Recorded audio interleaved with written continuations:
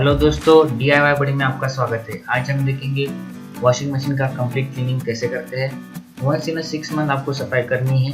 अगर आप hard water या बोरवेल का वाटर यूज़ कर रहे हैं तो आपको रेगुलरली सफाई करनी ज़रूरी है, नहीं तो आपका वॉशिंग मशीन खराब हो सकता है। तो देखते हैं कौन से पार्ट का हम क्लीनिंग करेंगे।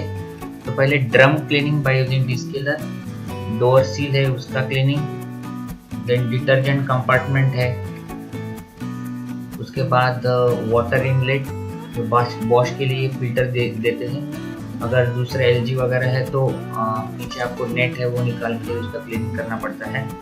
और लास्ट में ड्रेन कंपार्टमेंट का क्लीनिंग। आइए शुरुआत करते हैं डोर सील से।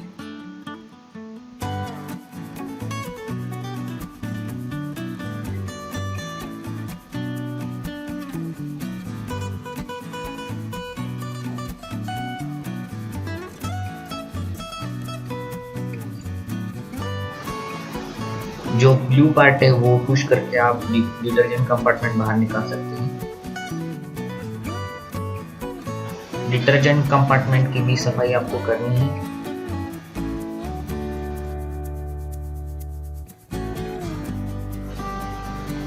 वाटर इनलेट की सफाई के लिए फिल्टर को हमें डिसअसेंबल करना है।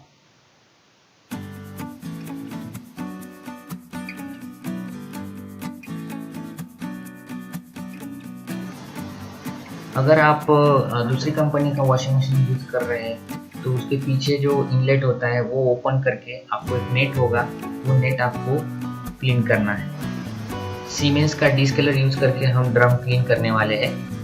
रिकमेंडेड बाय मैन्युफैक्चरर एक वॉश के लिए कंप्लीट कैन यूज करना है, लेकिन आपका स्केलिंग ड्रम के ऊपर ज़्यादा नहीं है तो आप रिक्वायरमेंट के अनुसार यूज कर सकते हैं। ड्रम क्लीन मोड सिलेक्ट करके मशीन स्टार्ट करेंगे। अगर आपके पास ड्रम क्लीन मोड नहीं है तो 30 मिनट्स का हॉट वाटर वॉश सिलेक्ट कर सकते हैं।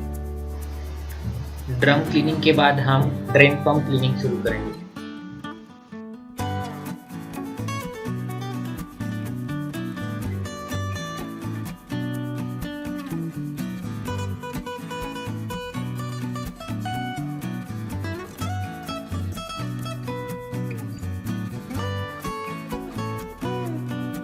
अगर कपड़ों में लूज बटन या कॉइल हो तो वो ड्रेन पंप में जमा हो जाता है, वो हमें निकालना होता है।